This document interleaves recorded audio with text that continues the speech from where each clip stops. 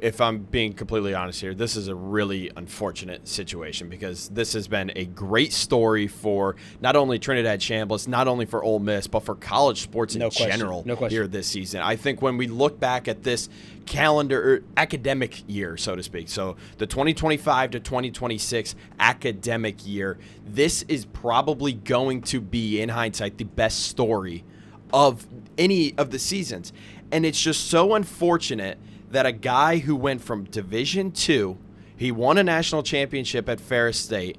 There were some medical records that weren't documented. That's the reasoning for the NCAA to deny the waiver. For him to go to from Division II to the SEC, to sit behind Austin Simmons at the time, finally get his chance, take over, and just run with it. It's not like this guy is transferring 5 bajillion times. Yes. It's not like he's entering his 7th year, which there are some guys that are entering their 7th year and are in the transfer portal right now. Some people might know who I'm talking about. And then on the other side, a guy that just played last night, Trinidad Chambliss is looking for a 6th year of eligibility. Right. There's a guy that played in that game last night who was playing in his 6th year. In his 6th year, yeah, exactly. And I won't get on a soapbox because I've ranted about the NCAA on a lot of different occasions. I think that this is probably one of the most inept governing bodies I'm not talking about sports. I'm talking about in general. Yeah. And I think one of the things that I will harp on as it relates to just Trinidad Chambliss is this waiver and his story specifically. I see all the time during the NCAA basketball tournament, especially during the College World Series, the Women's College World Series, anything that is sponsored by the NCAA, they will run ads after ads after ads in the middle of those widely watched events talking about the merits of the NCAA and being college athletes and what it means to that person and that school.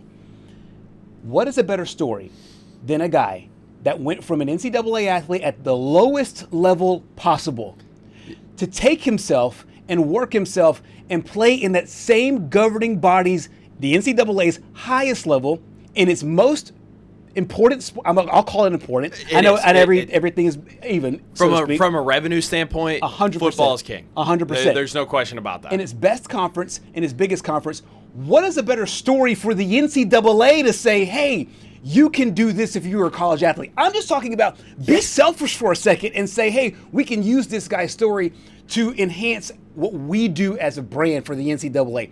That's what I get stuck on in this situation.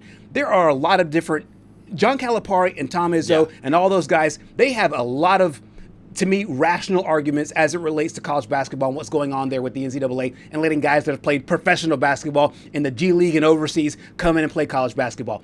That's one thing that I'll agree on, but I don't get as passionate about. This one I'm saying, NCAA, use this to your advantage in this situation because this is the best story for you. It's the best story for you.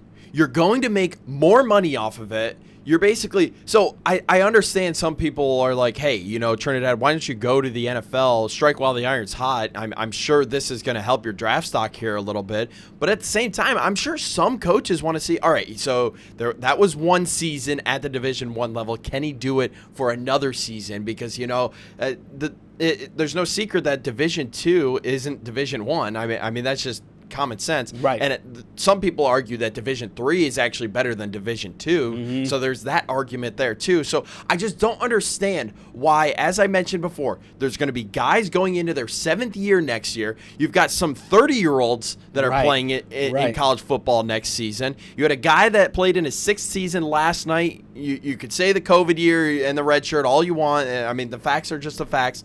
And then again, you mentioned guys that were drafted in the NBA can come back and play college basketball, but you won't allow the best story of the season, of the college football season, to come back for a 6th year, which in turn will get you more revenue because more people are going to be watching some of these games. It just blows my mind. It absolutely does. And there's a world.